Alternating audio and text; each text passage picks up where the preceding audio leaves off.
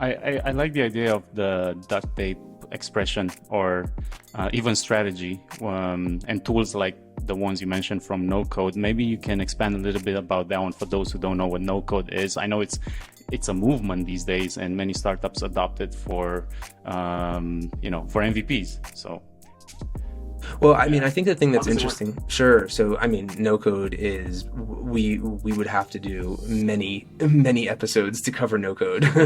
But broadly, what no code allows you to do, which is no code is really just a set of tools that have been created on the internet. It's just web apps mostly, a bunch of maybe some Mac apps and things like that, that allow you to kind of basically build an app without ever coding or whatever, and it's somewhat limited, but the reality is, like anything else, kind of like 70-80% of the use cases of an app, things like user authentication, creating an account, sending notifications, maybe a profile page, maybe whatever, those are like repeated across every product that's being built, and those are the things that no code does really well.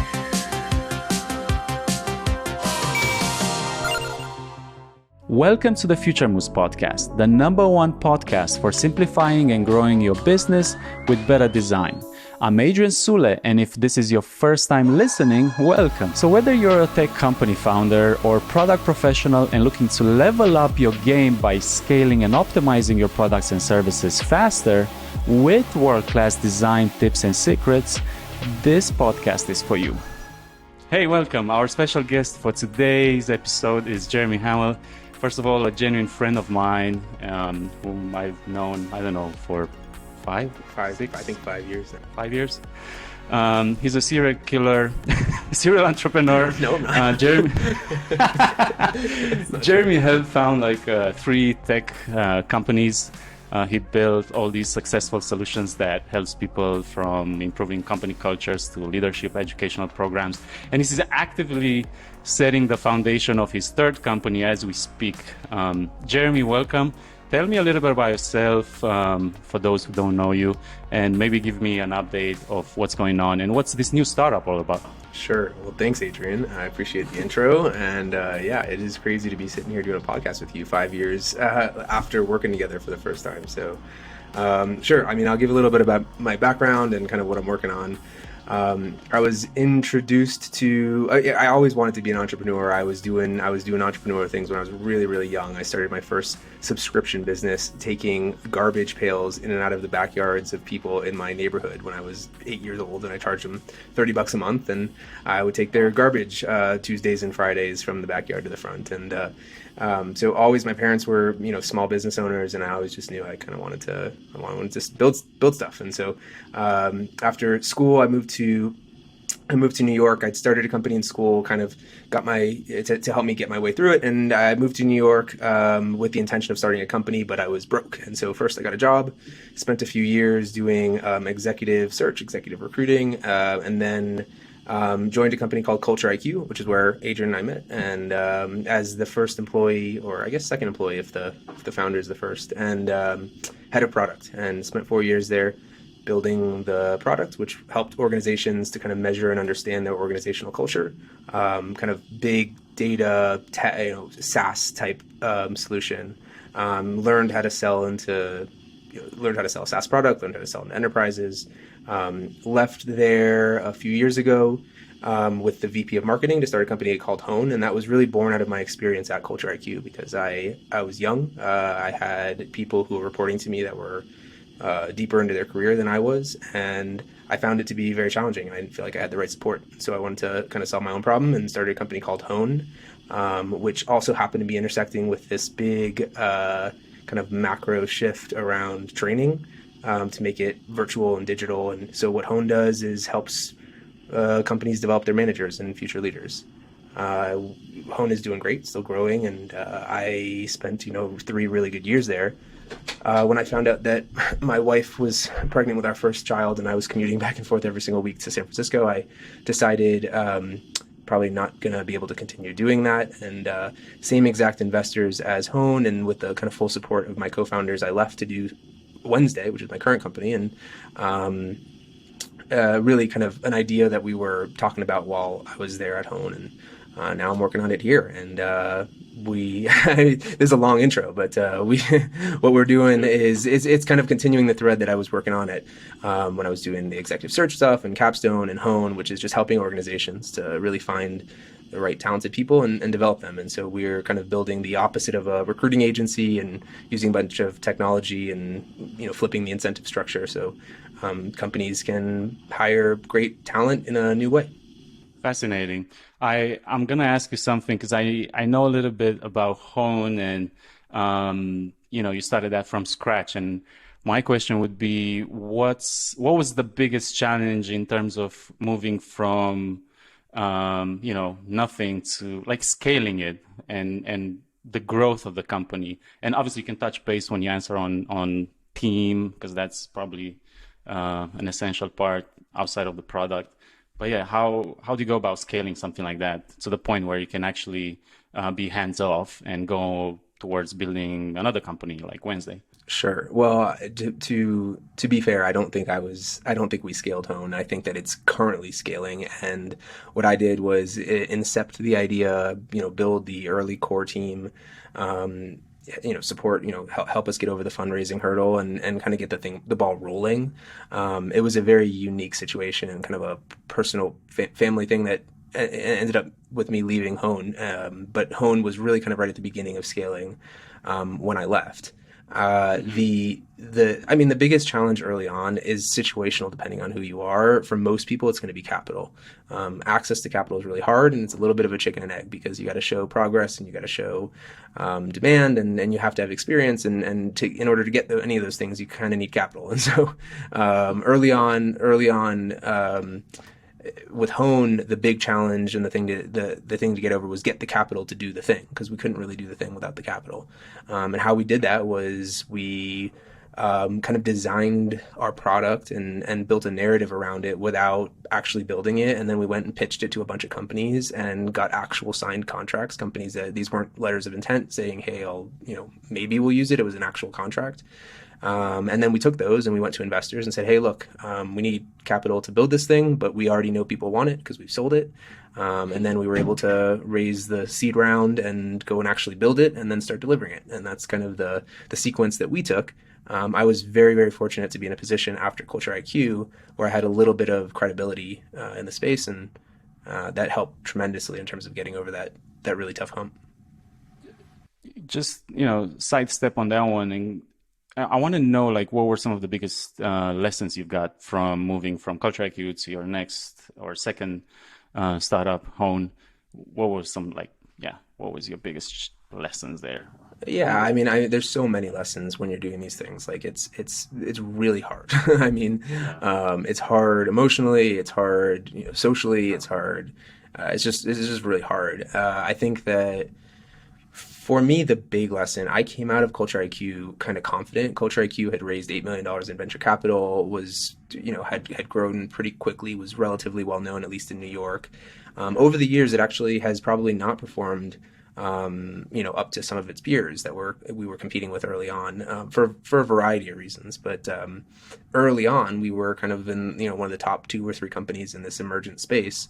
And I kind of left Culture IQ thinking I was hot shit, or I don't know if we're cursing on this podcast, but I just did. But I kind of left thinking it was going to be no big deal. I was going to go out and I was going to tell people my story, and I was going to be able to raise the capital I needed and then get started. And I really quickly realized that it's a zero-sum game. And so even though my mind, I was thinking, oh, hey, I have some credibility in this space. For most investors that I was talking to, at least, they're not only exclusively investing in my space. And so while I might be I might have a good background in what I'm doing, I'm competing against people who are building whatever, some machine learning tool or some real estate tech tool or whatever it is. And it's a really, really high bar to get over. And so I think that was a really early lesson was, hey, like, I'm not going to be able to just point at Culture IQ and go raise a bunch of money. I did, but I had to prove more than I thought I had to prove. And then I think the other really big lesson early on was just the value kind of building your narrative and your story and getting really, really good at saying it over and over again and in a compelling way. And I think the best way to have it be compelling is to literally believe it. If you don't believe it, then no one, people you're telling aren't going to believe it. And I think those were the kind of two things that stood out to me really early, was the importance of storytelling, and I referenced it before, but the challenge around raising fundraising, even if you have some credibility. Yeah, and then how do you manage those funds? I guess it's another chapter to talk about, because you're spread so thin. There's so many things you can do and throw money at. Yeah, what are you gonna do? Yeah, I mean, on that point, I would say like prioritization, like the primary role of, I think, of a founder, as much as it is to go out, raise capital, build the team. Once you've raised the capital and you have an early team, like, you're not always going to be in growth mode, and certainly in the seed stage, you're not really in growth mode. It's really prioritization and capital allocation. Like, literally, what are you investing in? And I, as well as many people that I know that are in the space, have kind of historically over-invested in product. And for some products, that is the right thing to do if you're a product-led company and, primarily what you're doing is building a product. Many companies are not that. And so you have to really be careful to understand what you're building and whether or not you need to be investing heavily in product up front, or you need to be investing a little bit in product up front and then investing in a bunch of other stuff and prioritizing those things instead. Yeah, makes sense. Choosing your own battles. What would be one of the, can you give me an example where you're not necessarily in a need to invest heavily in the product itself, but in other areas? Or I don't know, maybe you can give me an example of that from Hone or Wednesday or... Well, sure. I mean, I think that, this is a broad topic. How do you decide? Sure. This is the question of what's an MVP. And that's a genuinely hard question to answer. It's the operative word in there is viable, and viable doesn't mean it functionally works. Viable means, if you're just to give context, my lens is all B2B. I don't, everything I've ever built or worked on for the most part has been focused on selling into businesses. So I don't know as much about the consumer world, but in the B2B world, viable is you can sell it. That's pretty much what viable means. And that people want it, and to some degree, once they're pulling it out of you, maybe you've reached product market fit, but that's kind of down the line. I think that as you're getting started and you're trying to figure out what is my MVP, especially with the number of no-code tools out there and the ways that you can kind of solve the problems, you most of the time want to solve the problem somewhat manually first, understand how to do it, and then go and invest in actually building whatever technology you're building. The caveat there is if primarily what you're let's say, I don't know if you're familiar with ClickUp, if you're familiar with ClickUp, or is a super fast growing kind of like project, like Asana kind of tool, obviously they had to build the thing first, because what they're selling is exclusively software. A lot of things that are being sold as SaaS into companies are some mix. It's a service. It's a service that's enabled by software, but you can deliver the service without the software on a small scale. It's just that the software allows you to scale it. And so, and I didn't make this up. This is, go read any of Paul Graham's essays, and you'll learn these things. For the companies I've started, which other than Culture IQ is a pure play software company that became a little bit more consultative over time. But with Hone, we were, and are a software company with a huge human component. And so we were able to deliver the human component first. Similarly with Wednesday, I can deliver, and I am delivering what we're offering with kind of a duct tape together MVP. And then we'll go back and we'll build the app later. I like the idea of the duct tape expression, or even strategy, and tools like the ones you mentioned from no code. Maybe you can expand a little bit about that one for those who don't know what no code is. I know it's a movement these days, and many startups adopt it for MVPs. So well, I think the thing that's interesting, sure. So, no code is, we would have to do many, many episodes to cover no code. But broadly, what no code allows you to do, which is, no code is really just a set of tools that have been created on the internet. It's just web apps mostly, a bunch of maybe some Mac apps and things like that, that allow you to kind of basically build an app without ever coding or whatever, and it's somewhat limited, but the reality is, like anything else, kind of like 70-80% of the use cases of an app, things like user authentication, creating an account, sending notifications, maybe a profile page, maybe whatever. Those are like repeated across every product that's being built, and those are the things that no code does really well. And so tools like Zapier or Zapier, I don't know how to pronounce it, which connect your Google Sheets or whatever to and can send notifications in Slack or an email. You can, anyone, I mean literally anyone. I could teach my 70-year-old dad to do this stuff. And what you can do is you can get kind of like, I mean, I think duct tape is the right analogy. It's kind of this like piecemealed kind of like half app, and that's almost always the way to start. And it's really genuinely not hard to do. I mean, I can't get into the details of it on this podcast, but the nice thing is that it's available. There's tutorials and there's just a lot of stuff on the internet about how to put these things together. The basic stack, I'll give you the basic stack really quick. The basic stack is Airtable as a database, Zapier as basically your API layer to connect your database with a bunch of other stuff. And then any number of tools to send emails, to send Slack messages. You could use Webflow to kind of create websites. I mean, the number of tools that you can build on top of that basic kind of like foundation is like seemingly endless. So yeah, you can do quite a bit, and you can deliver enterprise apps with it. The thing you can't do is security really well, so you can't actually scale it in any way. But it's a good way to get started. Yeah, it suffices to prove a concept and get a first round or pre-funding or first round investment. I guess you save yourself time. I would imagine you would be cutting some corners on quality maybe, and like what the final. Maybe you have a vision that includes a lot more things, but cutting those corners, you'll do it anyway in a startup. Cut corners. It's a good thing. Yeah, don't make it perfect. It's just, you're just planting a seed. You're just trying to find the seed, and the whole thing is, okay, what are you're almost guaranteed when you're starting a startup. It's very unlikely that you find product market fit on your first try. Like there's a few companies that have done this, and the names like Uber and Facebook. Airbnb is not one of them.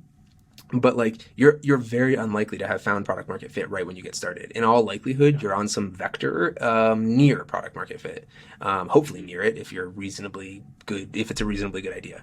And then you need to iterate your way towards product market fit. And so like, it's crazy to try to build too much too early.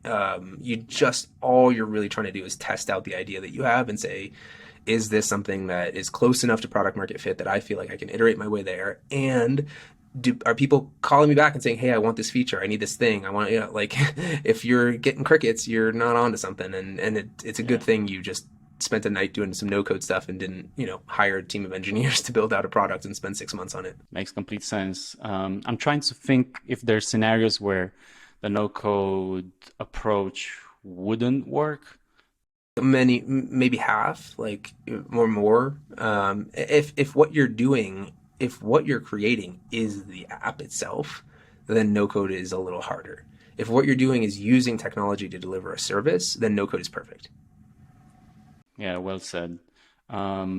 Just stepping back a little bit into the product side of things, when let's say something is validated, you got some investment money to fuel the next steps in your roadmap. How do you see the design in your process? Like, where does that fall in? And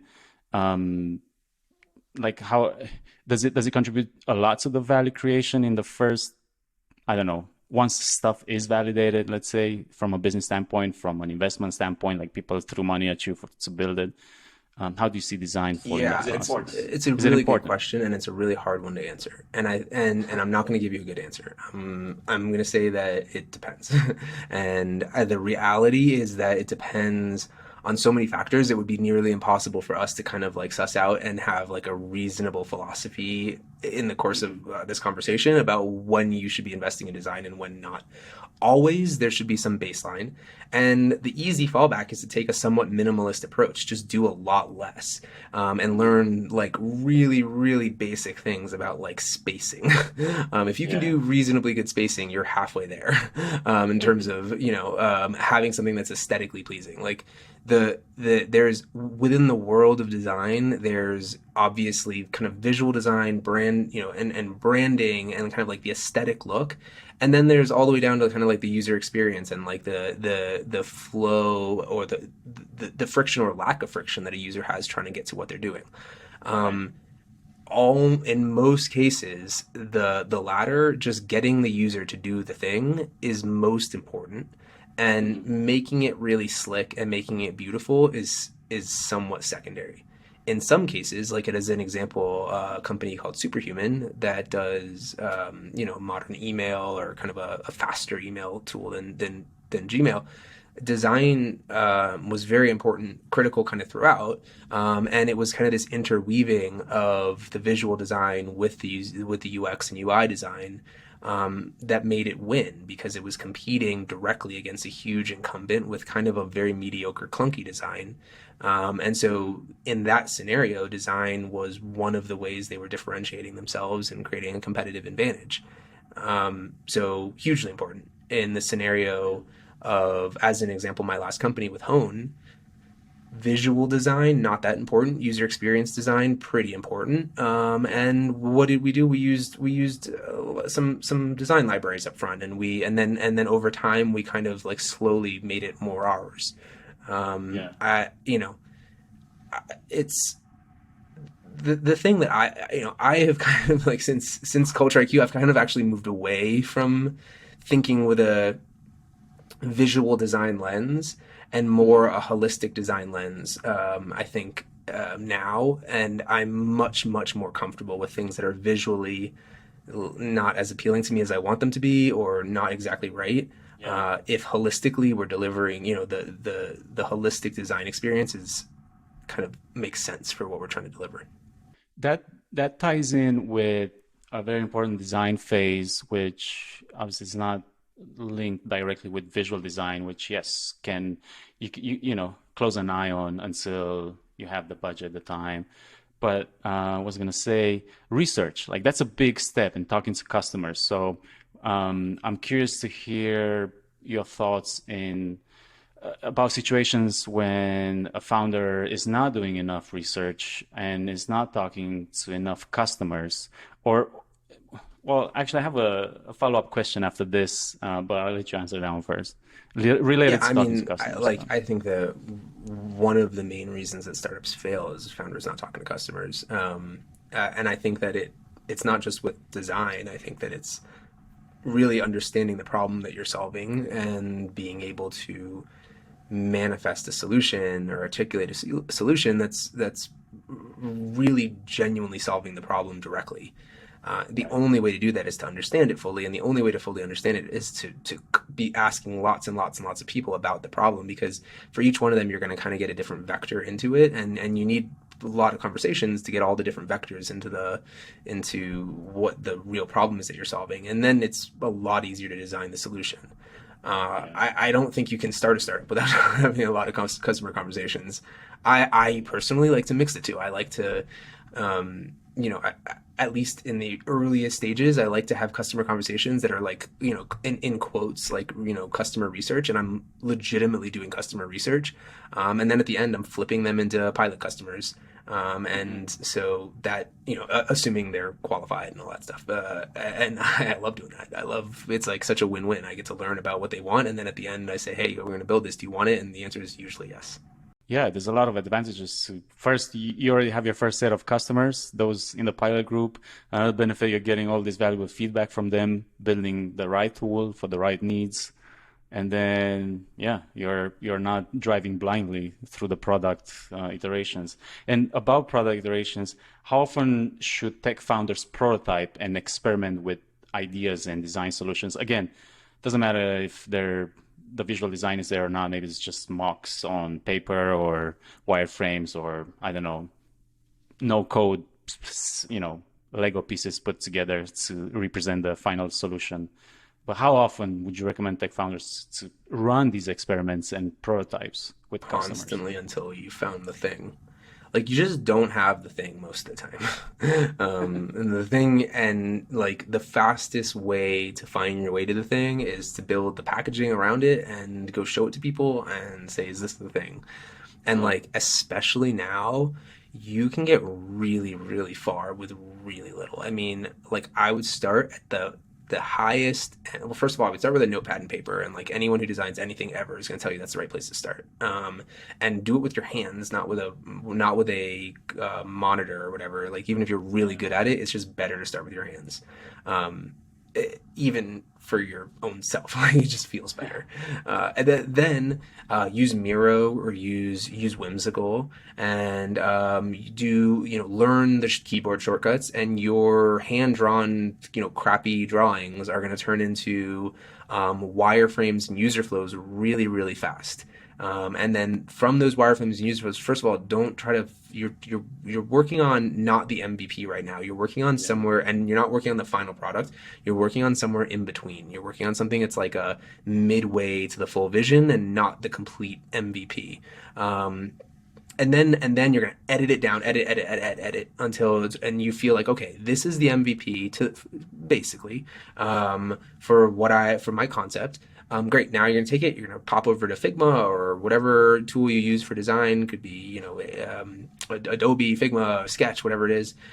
Build out some high fidelity wireframes if you or designs. If you can't do that yourself, you talk to Adrian. But there's also a million resources in terms of either going out and getting templates or finding people to help you with the design.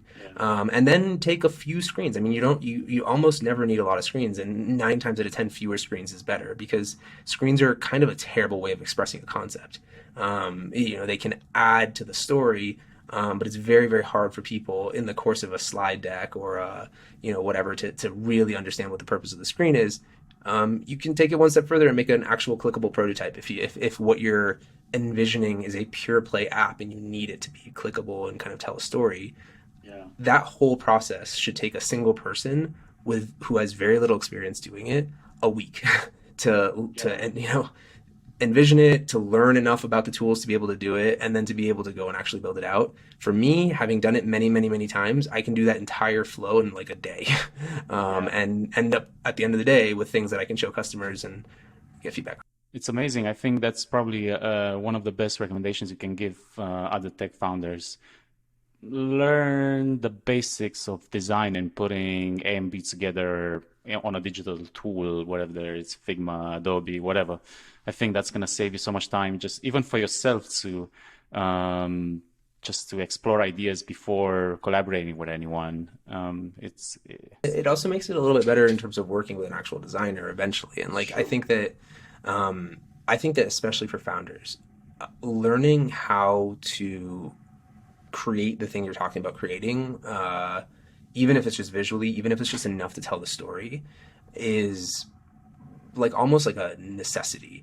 And learning the first 60 or 70 or maybe even 80% of design is not that hard. It's really not. Like, you can, for most people, if they were willing to sit down and learn it and not just say, oh, that's pretty and I don't know why, like, the reason something's pretty is because there's been a bunch of principles applied to it, and those principles are teachable. They're learnable. You can go and learn how to do things so that it looks nice in a very simple way. What you can't do, or you actually shouldn't do, is what you do, Adrian, which is like get it all the way to the end, get it to 100%, because that last 10% or 15% and getting all the details and all the states and all that stuff right, that's what gets really hard over time. And that's when you want to work with someone who can help say, oh, look, this is a better way to, or a new or different way, or a better path to this solution. And at some point you want to be like, especially as a founder who does stuff with their own hands, you want to know, okay, I've taken it to the point where anything beyond this is like marginally less valuable, and I should just work with a designer to get it the rest of the way. But to validate your concepts, I can't, every time I think that I couldn't possibly do less to validate, I'm wrong. Like I can always kind of do less and still validate. You probably could validate most concepts just calling people and talking to them and not doing anything else. It's true. Just asking the five whys, go deeper and deeper and deeper, and this it is true. There's so many ways you can test things. And probably the best one early phase is not showing any solutions or mocks or anything. Just diving deep into their brains and into their pains and needs with a lot of questions without presenting the problem even. Just diagnosis basically. Acting like a doctor. Yeah. And I will also say, like, there is a danger to showing an interface or showing screens, especially when it's really, really early. One, it's very unlikely that the actual thing you're building is going to look like whatever you're showing them. And so situationally, that's not great. Maybe it doesn't matter. Most times it doesn't matter, but sometimes it does. And the other thing is it's distracting. And like, you might be trying to understand, do they have, as an organization, at least in my case, because it's organizations, they have this like deep functional problem, and they're worried about why that button is in that spot versus that spot. And like, so, and because you just kind of threw together a quick prototype, you're not worried about like the actual UI yet or the actual UX too much yet. It can actually derail conversations. And so like less is more. I can't overstress how much less is more. Like just do so much less than you think you have to do until you're really confident that you have something that people want. And then you have a lot of work to do. I agree. I mean, look at some of the top products today. Do they look complicated? They look simple. That's the hard part, making complicated things simple. That's how you win in this business, I guess. Yeah, I mean, the best example of that, or I shouldn't say the best, one of the best examples is Uber. Because Uber, like, ostensibly has one button for a user, or two maybe. It's like, get ride, get food. Yeah, like that's basically it. But under the hood, like massively technically challenging, like crazy technical challenge on many, many dimensions. And so, unless you're like, it's so situational, but unless you are either really dead set on something because you've been thinking about it for the last 20 years of your life and you have to build it, or you're very technical and you want to build something with a bigger surface area, or an example on the other side of the spectrum is like Asana, like a project management software. Like the MVP at Asana is pretty involved. The MVP from Superhuman, I believe it took them 2 years to get that product out the door. So sometimes it's, you just can't. But those are rare circumstances. Both of those companies, as an example, were founded by prior founders with a lot of experience that were able to raise a lot of capital. And, generally, you want something really, really simple on the surface, simple to understand, solves a single problem really, really well, and it's a acute, deep pain point problem. And then hopefully it's got really hard problems behind the scenes to solve.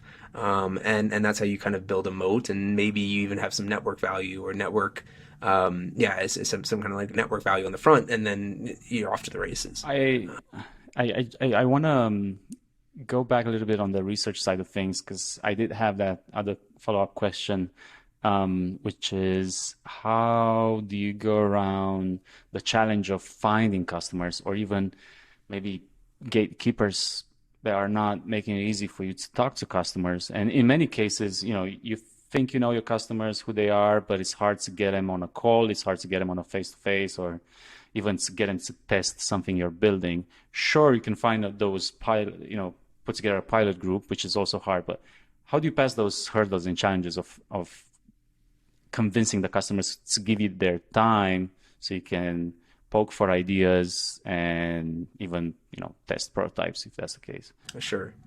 Yeah, I mean, that's tough. It's really hard. I'm in a different situation right now. I've got a network of people who I've been selling to for a long time, and I will continue to, and I can go back to them. And I, both with Hone and with Wednesday, my founder network, my early network, I just have it already. If you don't have a network, it's hard. I mean, there's no, like, this is the whole thing is hard. There's nothing that's not hard about it. Like, I think that, it's hustle, it's networking. You would be blown away if you made a commitment to yourself that on each call that you have, you're going to get at least one referral. Like the call, it'll just branch out and it'll start to amplify, and like eventually you will work your way to the right people. But you just, you have to be willing to do the work. You have to be willing to get on the phone and talk to some low level person who you know is not the right buyer, and say, hey, can you introduce me to your manager or this person at this other company, or hey, I saw on your LinkedIn, this person, like, yeah. And that part, especially for product minded founders, especially for people who don't like I don't particularly like that, to be honest with you. Like I much prefer not talking to people and kind of just making stuff. Yeah. But that is like such a critical piece. And for me, at least, what's been successful is just sucking it up, putting my preferences aside, and really committing to asking for that referral. You can get 1 to 2 referrals. If you can get 2, you're literally going to exponentially grow your network. And if you're focused on who you're talking to, that network is going to be people you want to sell into. And so 2 is amazing. 2 is hard. Like, it's hard to get 2 referrals on every single call. 1 is very, very doable. You can literally commit to yourself, look, I'm not going to let any calls go by where I'm not going to get at least 1 referral, or I'm going to average out 1 referral. And like, you'll just eventually make your way to the right people. And once you make your way to once you're in the right network, every referral is relevant, and you start to get lots and lots of conversations. This week for my company, we're a super young company. I mean, we're like 2 months old, 3 months old. Are you talking about Wednesday now? Wednesday, because we had a pivot. We spent about a year doing something else. And so, we have no product to speak of. We've got some duct tape together stuff. This week alone, I believe I'm talking to 25 or 27 HR leaders. I spoke to 9 today. And so I really commit to it. I really feel like that's the hard work I have to do. And it's painful for me right now. Like, I am not enjoying this. This is not my favorite thing to do. I actually do get energized when I'm on the calls. I love hearing the feedback and I love learning. But like 5 minutes before each call, I'm like always like, oh my God, like I gotta get up the energy to do another call right now. And I don't really actually want to do it. And I know that about myself, and it's fine. And I almost always do enjoy the calls. Like I'm enjoying this right now, like I enjoyed the calls earlier today, but like my preference is certainly not to be doing those things, and just pushing myself, getting myself to do it, getting over that hump. You get the research, you get the feedback, and then eventually you start to scale up. And as a founder, it's a part of your job. You always have to do it. It just doesn't go away, but it becomes less and less. It doesn't become 27 meetings a week. Like, over time it'll be, make sure you're talking to a few customers every single week, but it's not as hardcore. Yeah, you have to get out of your comfort zone a lot if you're gonna, like you said, plant that seed and you want to see it grow. And it's not, I think what you explained just now is not just about research and validating ideas. Like, it's similar to even sales and acquisition. You would still do the same, crawl through the network of whatever gatekeepers and try to get to the decision maker, and until you actually can afford a sales team to do it for you or a research team to do it for you. It's definitely wearing. Yeah, it's almost like not even worth thinking about those things, because you just do it. Just do it. It's almost always the right move to do it. You're especially at the earliest stages, you're 9 times out of 10 going to spend more time trying to find someone else to do it for you, and they may or may not do a good job of it, than just figuring out how to do the thing yourself. Like, you can figure out how to be 60 to 80% good at nearly anything. Like, maybe not like brain surgery or some crazy, like, but in terms of what the scope of things that you actually need to do to start a company, you can get good at every single one of those on your own using the internet, and that's it. Yeah, no, that's just do it yourself. Can you tell me a little bit more about Wednesday? I feel like I didn't get the full picture of what it is or what it does, and maybe you're still working and pivoting a lot, so maybe you don't have an answer. But maybe tell me what it feels like today what this new company is going to be? If Yeah, you can sure. I share. mean, I can tell you what it is right now, which is, Wednesday. I mentioned I started my career out doing executive search. This was like true executive search. We were placing like, the general counsel at PepsiCo and things like that. And then through the years, I've used recruiters in the past, and it's generally not been a good experience. And I think it's broadly not a good experience for employers and hiring managers, and it's really not a good experience for candidates. And then the more you kind of like peel back the layers on the world of external recruiting, the more you're like, this just doesn't make a lot of sense. And so all we're doing is realigning, reimagining the model for recruiting and kind of cutting out a huge amount of fat that's in the process, making it improving the experience for hiring managers and for candidates. And then critically, we flip the model. So historically, how recruiting works is, you have recruiters working on a role. You might pay them 20 to 25% or 20 to 30% of the first year salary of the candidate in order for them to place the person. And you do that right when they get placed. And so the recruiter's incentive is make a placement, get someone over the line, get them hired. The company's incentive is have someone who's a long-term engaged, performing, employee. So what we do is we don't charge a placement fee at all. We charge a retention fee. We kind of align what we charge to the employee so that we are charging a small amount on a monthly basis over the course of the first kind of like year and a half or 2 years of the employee being employed. And if they don't work out, the employer stops paying us.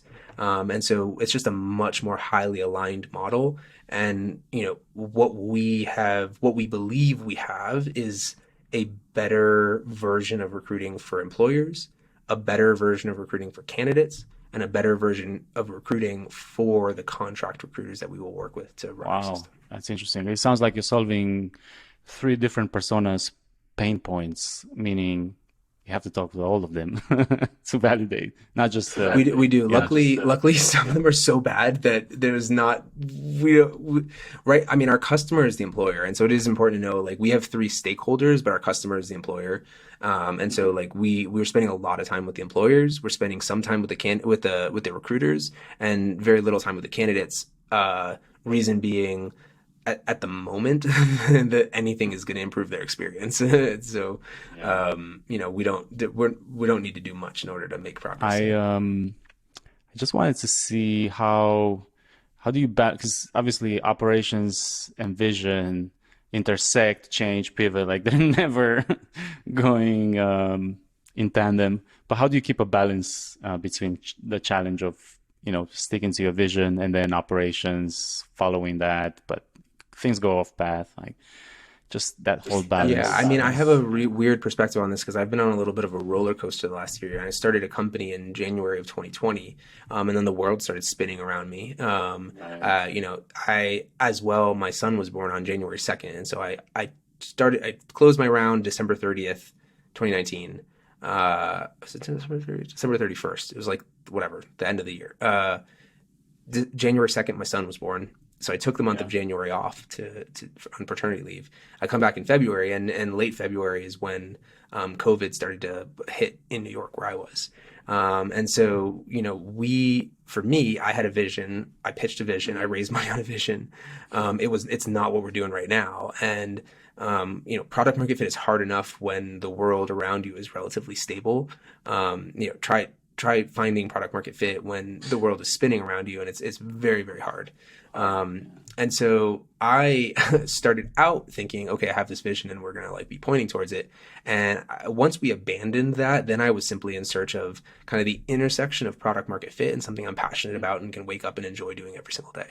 And so I don't at the moment, I don't have it's not like this working backwards. I have this grand vision of what we're doing.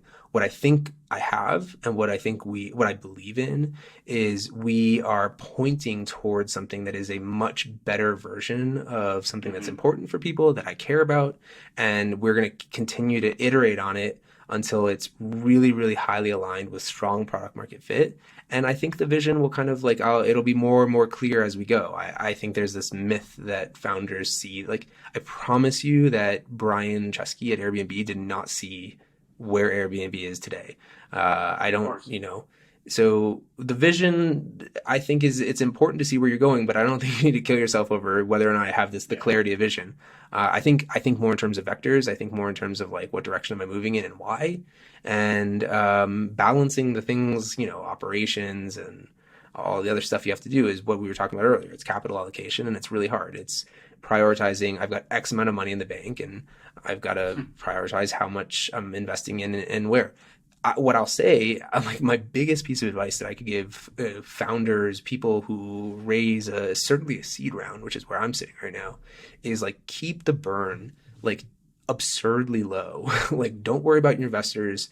Don't worry about if they're telling you got to ramp up and hire people and go faster. Like literally just like once they've put the money into the company, it's your company. And you have to make sure that you succeed. And you want to be, I read this somewhere, like default alive, not default dead.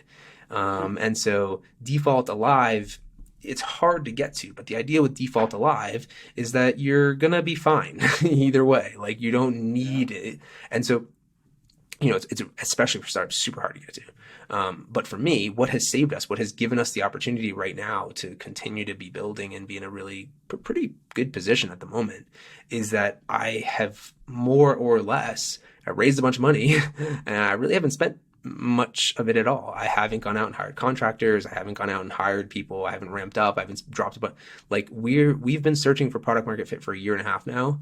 And the hard thing is keeping my investors, communicating with investors, making sure to keep them aware of kind of our progress and where we are and why we're making a shift. I've definitely pivoted way more than I would have ever intended. And I not to make excuses, but I do think COVID had a monster impact on that reality because what we started doing just wasn't going to be feasible. And then we were just kind of like off and floating away in the ocean. So, communicating to my investors that, hey, look, what we're doing right now explicitly is searching for product market fit. Our strategy to do that is to keep the cost like absurdly low. Like my burn rate right now I would have years and years on the seed capital that I raised because I'm just what do you need? You need a few people. You need 2 or 3 people, and you need to be doing enough to be able to validate your idea. And so that's what we've been doing. And it has legitimately, like 9 out of 10 seed funded companies are on their last legs a year and a half in. I've got 70% of my capital left, and I'm finally landed on something that I think there's product market fit, and I've got plenty of capital to make it happen. So, it's just that to me and is the absolute of everything we've talked about. the kind of the lifeblood of what you're doing is the capital you have in the bank, and to the degree that you can slow down the burn, just slow down the burn. Keep it stupid low. I agree. And it's obviously not what the investors expect. They expect you to burn through the cash and start seeing the fruits of their investment as soon as, but you're right, 9 out of 10, that's a lot. I also want to just quickly, like part of, I'm in a very, very privileged position to have investors who support what's going on right now. And that's not always the case. So I recognize that. I recognize that, like, for some people, you have investors who are really tough to manage, and you're getting a lot of pressure from them. My advice would be the same. But my experience is investors who are experienced and really good investors and understand that the best thing they can do for me right now is support me and try to give me confidence and try to help me kind of suss my way through a really hard early stage of finding product market fit. It's hard. It's definitely harder for other people, but stand your ground and stand your ground, know that you own the company or it's your company, and that you have to, and that in order to give yourself a chance, a lot of times it's just don't die. Don't run out of money. Yeah. And burning through the cash, like that's a downward path. So definitely. It's hard to go the other way. Like, I'll give you a quick, in September of last year, we had built the original thing that we pitched investors. I left Hone, and the original thing we were pitching investors was a a parenting benefit that we were going to sell into companies, and it was going to help companies support their working parents. And I don't need to get into the details of it, but then COVID hits, and we're like, oh, we can't sell into companies because that's stupid. So let's go direct to consumer, and we're going to be. And like, I have no experience in direct to consumer. I didn't want to do direct to consumer, but I felt like I had to do something, and I didn't, and that was what it seemed like. I didn't think it was possible to sell into companies at the time, and so we started ramping up what we were doing, which was early childhood development classes, live online classes for parents, and we were in a downward cycle because my customer acquisition cost for each parent was higher than what they were paying us for the classes. And the more classes we ran, the more money we burned through.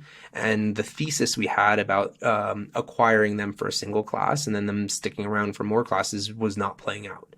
And so it was September. Our burn had gotten as high as it has ever been. At the time, the burn was nearly 3% per month of our it was even higher than that. It was sorry. The burn was 8% per month of our total capital. Meaning we had like maybe a year or so, a little bit less. And I don't know if I did that math right, but in any scenario, I was sitting at home. I was sitting in Airbnb because we had like escaped New York from COVID, and I was looking at our analytics, looking at our numbers, looking at my spreadsheet, and I was just like, I don't think that this is going to work. And I had a late night call with one of my investors where I was just like, I don't think it's going to work. I really don't. I think that every day that we're going, we're just burning through cash. And I got really good advice of like, okay, well, if you don't think it's going to work, then the best thing you can do right now is act decisively and make, make decisive action based on what you think there. And I laid off everyone but myself. There was 9 other people in the company, and I let them all go, and that was about as drastic as it can possibly be. I bet it was horrible, and yet it has given us the opportunity to continue on. And I think that keep the burn low. Don't be afraid to be decisive. And if you're moving in the wrong direction, be decisive as early as you can possibly be. And be adaptable and flexible. Like we talked about earlier, vision and operations. You're going to have to adapt and be flexible and adapt fast. And some of the decisions you're going to make, you're not going to enjoy. But yeah, what can you do? Just heading towards the end of our conversation, I just wanted to ask you if there's any, you already mentioned a bunch of them, but any particular companies that you admire a lot and that you consider made a huge impact in people's life? Can be, I know that's just a cheesy question. I mean, I'm a fan of certainly of startups. I'm a fan, I like old school companies too. I like Delta Airlines. I think that the company that is the standout company, the one that is both the most surprising and has had the most direct impact in my life, is Airbnb. And it is the most surprising because I first heard about Airbnb when I believe they probably had their first TechCrunch articles, probably like 2012, 2013, maybe 2000, maybe it was like 2010, it was even earlier. And I thought there's just no chance this is going to work, but it's cool. As it was working, I was a really early user. I probably stayed my first Airbnb, 10 years ago or something. And I've used Airbnb all over the world and I've met amazing people, and I just did a virtual experience where we did a wine tasting and I learned all about wine. And try that. yeah, no, it was really good. And it's just had this my life is different because of this company. Uber, of course, it gets me around and it's cool, but Airbnb has had much more of a I don't know, it's just it's really genuinely had an impact on my life. I think that I could literally sit here and list off 500 little smaller companies that are web software that I use and I love. And I mentioned one earlier, Whimsical, I love. I think Whimsical is an amazing tool. I think Superhuman's an amazing tool. I think there's little tiny ones that I use all the time that I just they're amazing, and you stack them on top of each other, and it just literally turns you into a super person.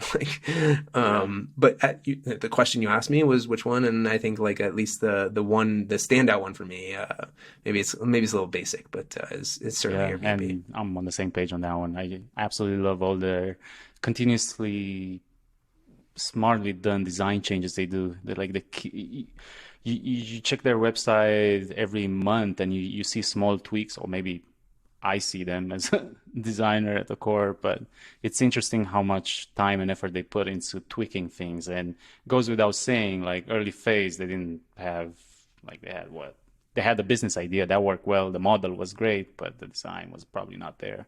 Now they essentially have an army of designers. Yeah, it was actually always not that bad, because they were the founders are designers, so that's what you get when you get founders that are designers. It wasn't that bad early on. It was just like of the times, like it wouldn't look good today. But they didn't have product, like it took them a long time to get product market fit. Like they were, and I still can't believe they ever found it, but I'm glad they did. Awesome. Where can people find you? Like, you want to share your contact information, your street address, and PIN number for your credit card? Sure. Social security as well. Yeah. I don't participate in the social world. So you can find me at my email address, which is just, you email me. It's jeremy@wednesdaytalent.com. And, I'm happy to connect with people who are, are relevant or have any interest, or if I can help someone out, I'm always happy to connect. But, I don't do the social thing. So, email is the way to do it. Yeah. I partially agree, but definitely would love to do more of that, like just emails. No, less social, more emails. Real social, like in-person social, whenever it's possible. I've learned the value of it. Like I've learned that, like, if you're good at it and it's worthwhile, like have at it. Do Twitter and build a following, or build a following wherever. I don't care. I don't want to. I prefer to go for a walk with my son and just like I just don't want to tweet. But you can send me an email though, and I'll happily respond. No, that's awesome, Jeremy. It's been a real pleasure having you as a guest on this episode, and happy to do it. I think this went really good. What do you think? Yeah, totally. I'm happy. I have no idea. I'm sitting here in the moment talking. I feel like maybe I talked a lot, but we'll find out later. You definitely had. You talk too much, man. No, I'm joking, man. You did great. I'm psyched to have this conversation with you. I've already learned so many other things I didn't know about you, and things that I just didn't know in general. So thanks so much for the knowledge sharing. It's fun. This was fun. I appreciate you doing it. For sure. All right, man. Take it easy. Ciao.